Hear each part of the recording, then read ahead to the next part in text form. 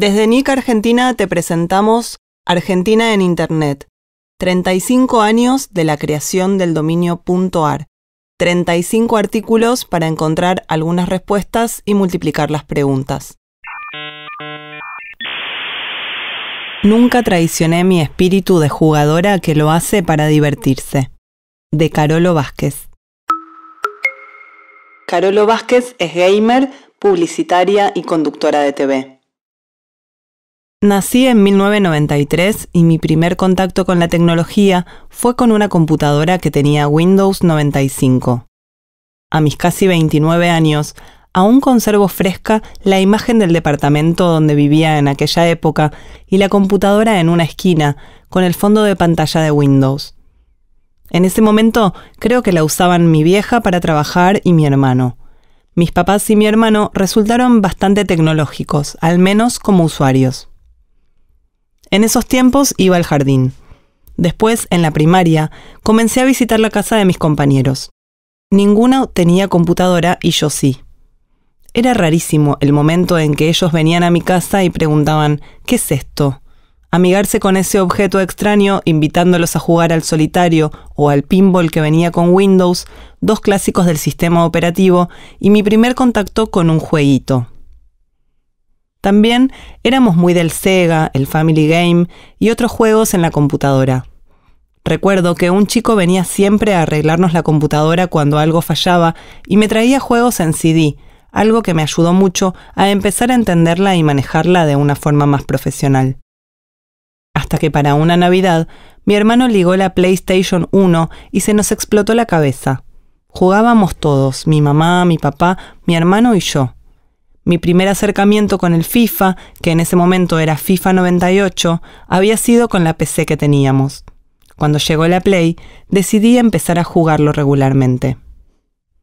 Tiempo después, y con mucho esfuerzo, llegó a casa la PlayStation 2.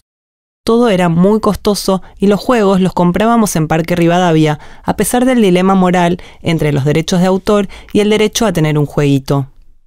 Más allá de ese dilema, este atajo era la única forma de acceder a un juego y poder experimentar todas esas nuevas consolas. Fue un camino de ida. Play 2, Play 3, Play 4. Cuando me quise comprar la 4, tuve el primer choque con la realidad. Ya era mi dinero y no podía comprarla sin antes vender la 3. Se la pude vender a un chico con el que aún tengo contacto y me juró que cuando la dejara de usar me la iba a devolver para que pudiera tener la colección que siempre quise atesorar. En la Argentina hay dos grandes generaciones, la de las consolas y la de las PCs. Chicos que nunca tocaron una consola pero que hicieron una vida gamer a través de la PC. Con el FIFA tuve mi primer contacto con otros jugadores y a pesar de que jugaba a cualquier otra cosa, hasta a Garfield, con el FIFA tenía una conexión especial porque me gustaba mucho el fútbol también. Además, era un juego que podía jugar con mi hermano, porque teníamos 2 joysticks y antes no todos los juegos se jugaban de a 2. Entonces, era una novedad total poder jugar con alguien. El tema es que jugar al FIFA no era fácil, era todo un desafío. En un país futbolero como la Argentina, cualquier persona que sentás delante de una pantalla, le das un joystick y le decís con qué botón se patea, ya sabe cómo jugar al FIFA.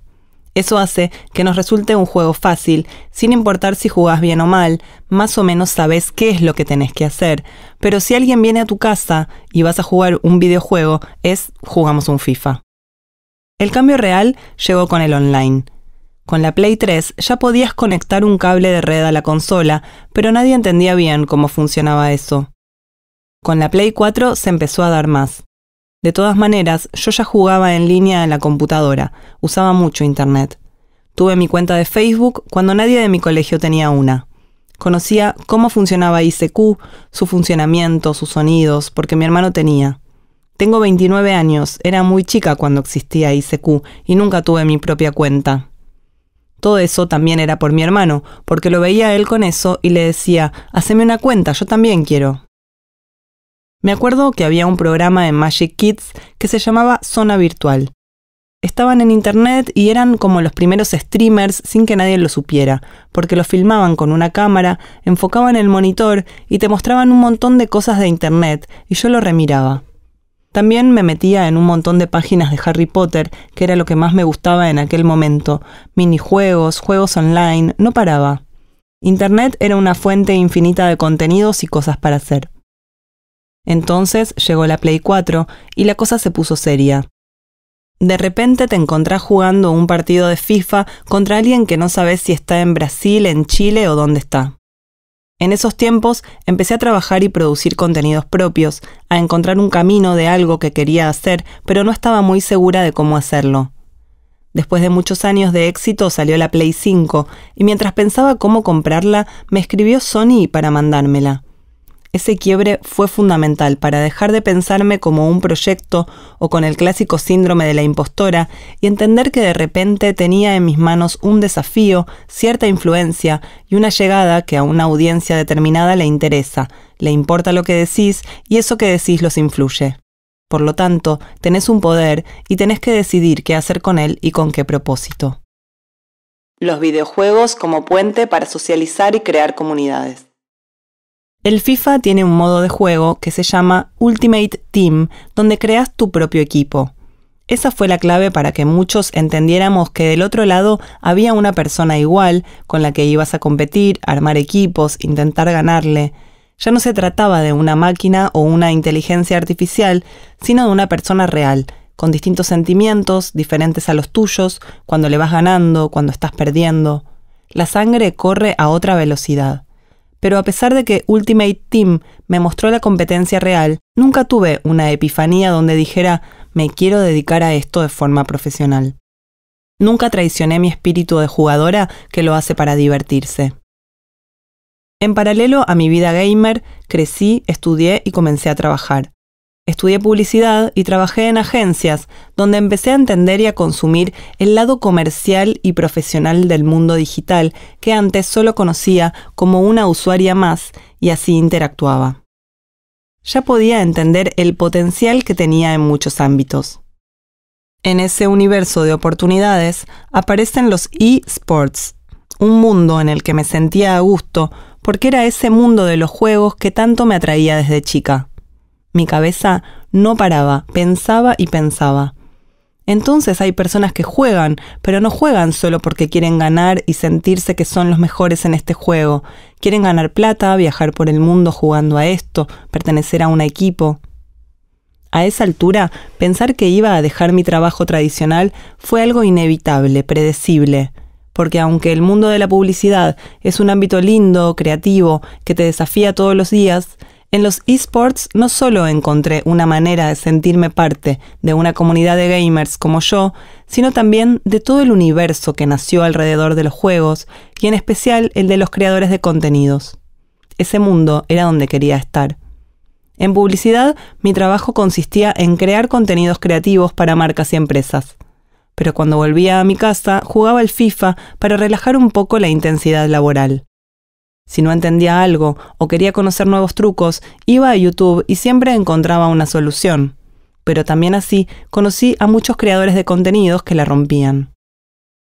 De ese consumo de contenidos nació mi primer impulso para crearlo yo misma, ya que me di cuenta de que esa creación de contenido que cualquier youtuber hacía con mi juego favorito o cualquier otro, se parecía bastante al proceso que a diario realizaba a la hora de pensar contenido para una marca.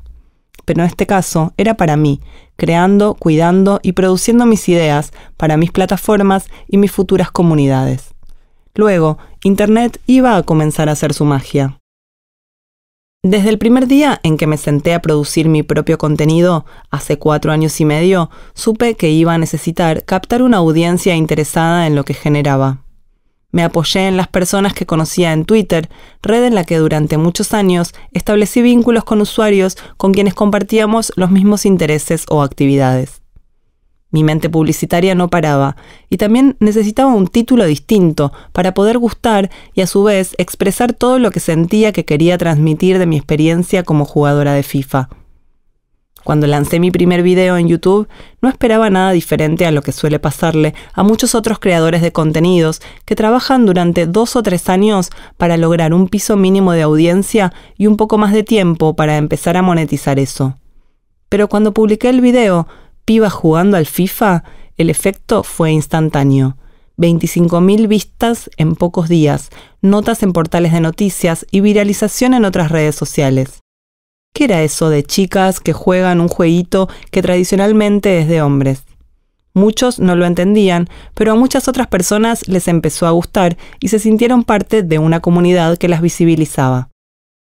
Por más tonta o sencilla que suene la estrategia, en ese momento nadie habría comprado la idea de hablar de fútbol o de jueguitos para chicas. La idea de una mujer jugando al FIFA en un espacio virtual donde además se hablaba de fútbol femenino, del Mundial Femenino de Francia y de la comunidad de chicas gamers logró un efecto viral y un despegue inmediato. Encontré una comunidad que necesitaba escuchar eso que yo decía, así que a partir de ese momento la responsabilidad pasó a ser mucho mayor.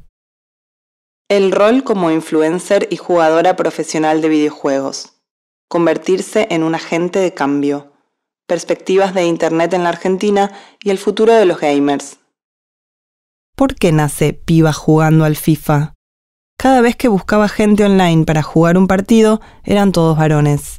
Y mientras pensaba, no puede ser, tiene que haber chicas como yo, haciendo esto, jugando en una consola juegos de fútbol. No es que no debe haber mujeres que jueguen al FIFA, porque si yo juego, debe haber otras chicas que juegan. Y las chicas estaban.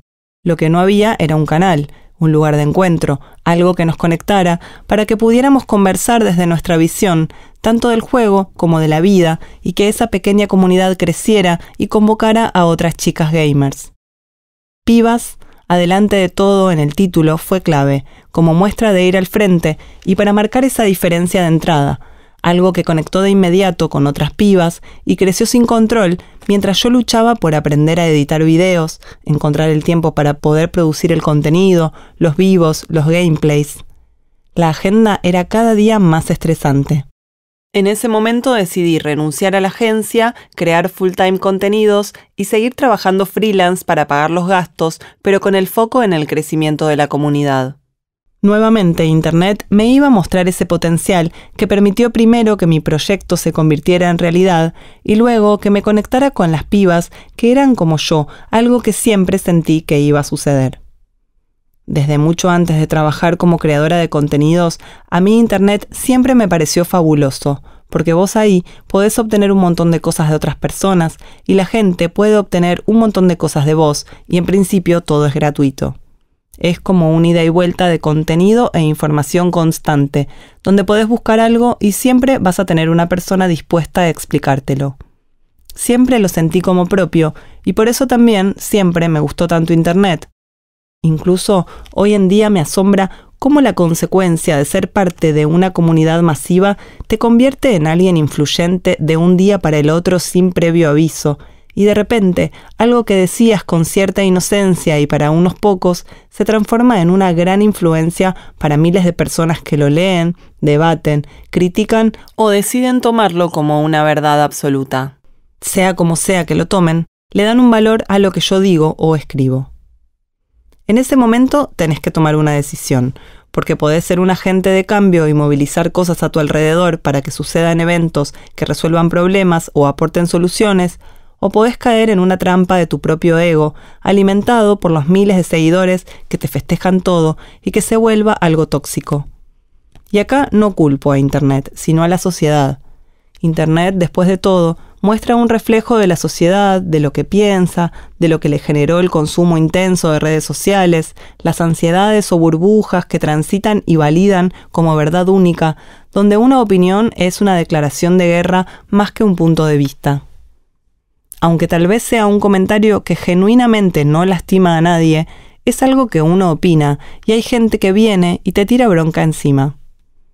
Yo creo que eso también hoy en día le pasa a cualquiera, tenga o no tenga exposición.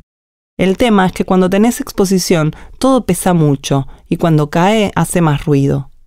A veces lo pienso como una relación, donde primero tenés un idilio y una luna de miel, todo es copado, todo lo que digo impacta de forma positiva, las personas te respetan y debaten con vos, pero después de ese momento de amor empezás a caer en una trampa de consumir todo y que te influya y condicione al momento de salir a decir cualquier cosa.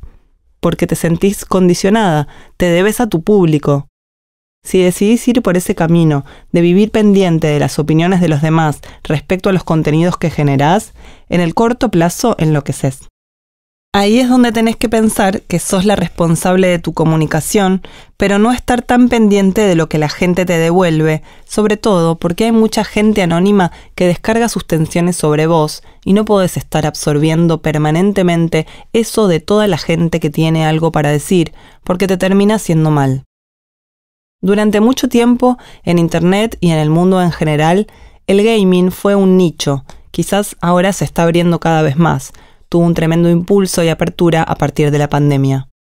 Jugar en Internet se convirtió para todo el mundo en una manera de socializar, de generar relaciones o de sentirte más cerca de alguien con quien en momentos de pandemia, por ejemplo, no te podías reunir. Entonces te juntabas virtualmente a jugar un videojuego o a hacer una videollamada. Me parece que ahí un montón de gente empezó a entender más el gaming como el nicho siempre lo entendió, porque del gaming siempre se han dicho un montón de cosas, que genera adicciones, que estás todo el día encerrado jugando jueguitos, que te va a hacer mal. Cuando en realidad después nos terminamos dando cuenta de que Internet y los videojuegos, en momentos en que la gente no tenía dónde ir y no tenía qué hacer, fueron como la salvación, lo que nos mantuvo a todos con una décima de cordura, porque pudimos estar conectados, porque pudimos entretenernos en conjunto, mirar películas, jugar videojuegos en grupo.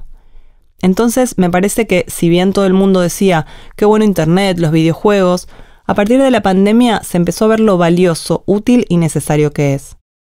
Un montón de marcas y personas empezaron a jugar o a encontrar videojuegos que los representan y muchas personas se sumaron a esa categoría de gamers porque empezaron a jugar videojuegos. Entonces me parece que hoy en día uno puede decir que trabaja con videos o juega videojuegos sin que como antes nadie te mire como un bicho raro. Internet fue el motor de esa unión entre personas, comunidades, minorías y todo tipo de intereses que necesitaban con urgencia interactuar. En ese contexto, y ya como creadora de contenidos, principalmente para una audiencia femenina, siento que lo que nos diferencia en la Argentina es la creatividad, la capacidad de superarnos tanto en las malas como en las oportunidades de destacarnos. Porque en Internet los límites no existen. Podés ver a un streamer que convoca millones de personas, a un arquitecto que diseña o a una profesora de matemáticas que te resuelve 1000 problemas en un vivo para 100 o 200 personas. Ahí es donde el factor creativo es decisivo para entender qué queremos de Internet y qué queremos construir dentro de Internet. Lamentablemente, a nivel gaming y competencias internacionales de eSports, somos una región que tiene las cosas bastante complicadas, porque la mayoría de los juegos tienen sus servidores en Brasil o en Chile, y ese hecho nos condiciona. Por lo general, los eSports siempre están separados por regiones justamente por cuestiones de conexión y de servers. Siempre que hay competencias de la región donde participa la Argentina, en el caso de FIFA, por ejemplo, llega un argentino y 8 brasileños, y así todo hubo ocasiones en donde el argentino le ganó a los 8 brasileños y salió campeón. Ahí ves que es como la vida misma. Cuando dicen que toda esa dificultad que tiene el argentino termina ayudando para que sea mejor o se destaque, que le encuentre la vuelta. En los eSports también pasa. No obstante, esto no impide que exportemos mucho talento, tanto gamer como en el desarrollo de videojuegos y en otras temáticas donde Internet fue un puente para la profesionalización. Otro aspecto clave para que en el futuro podamos desarrollar comunidades más sólidas, proyectos a largo plazo y referentes que motiven y aporten valores a los futuros creadores en Internet es la conectividad. A través de los juegos, conocí a personas que viven en otras provincias del país, donde a veces la conectividad es mala o nula, no se consiguen componentes para las compus, o si se consiguen, tardan meses en llegar. Esos chicos y chicas tienen el mismo talento que los de Buenos Aires, pero no las mismas oportunidades. Por eso siento que Internet iguala, y debería plasmarse en la realidad de esos jóvenes para que puedan desarrollarse en sus lugares de origen. Gracias al laburo de todos estos años, con otras pibas vimos que casi no había una comunidad de jugadoras de Valorant, un juego de disparos en equipos online, y muchas chicas se frustraban porque tampoco encontraban jugadoras. En Valorant, el juego te empareja con otra gente que no conoces y en muchos casos, no todos, las mujeres se cruzan con varones que son bastante hostiles. Ante eso, empecé a buscar otras chicas con las que generar equipo, jugar juntas y que no me toque gente que no conozco.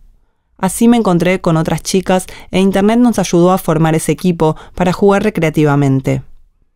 Una vez más, y aprovechando el poder de la influencia para construir una mejor Internet, empecé a buscar a través de mis redes a chicas que lo jugaran para armar equipos y se nos ocurrió abrir un servidor en Discord para que otras mujeres en la Argentina y en América Latina puedan encontrar compañeras para armar equipo y jugar. A partir de ahí surgió la comunidad de Valonenas, que creamos y gestionamos con 4 amigas más, donde hay chicas de muchos países latinoamericanos e incluso de España. También teníamos el objetivo de posicionarnos en una comunidad de jugadores ya de por sí bastante machista, como las de muchos otros juegos FPS, disparos en primera persona. La sorpresa al ver que aparecieron 800 chicas que juegan Valorant en la Argentina fue algo que todavía no puedo asimilar. Eso es lo lindo de trabajar para construir comunidades como Pibas jugando al FIFA o Valonenas. Porque cuando vas a los nichos y sobre todo a las comunidades que son minoría dentro de los grandes universos de jugadores de videojuegos, cuanto más te achicás o cuanto más te salís de donde está puesta la vista en general, la masiva, la del gamer estereotipado, es más sencillo encontrarse con alguien como vos o encontrar esa pequeña comunidad sin un objetivo claro y un interés común porque creen que están aislados y construir desde ahí. Esa es la magia de Internet.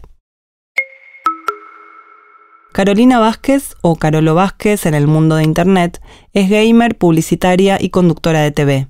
Se desarrolló en varias agencias de publicidad hasta que comenzó a trabajar de forma independiente como creadora de contenido en redes sociales, especializándose en eSports y gaming.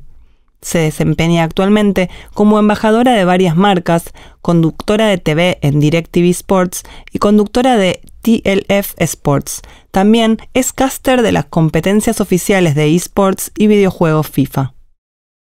Federico Schuchman y Ariel Schuchman de Estudio Red en grabación y edición de audio. Osvaldo Quiroga y Malena Rey en locución. Juan Martín Viedma, Antonella Pasquali y Romina Sofi en guión. Costanzo y Evelyn Bumbaca en gráfica. Lucila Schoenfeld en la edición del libro. Podrás encontrar los gráficos, el glosario, los legales, las citas y referencias bibliográficas en nick.ar.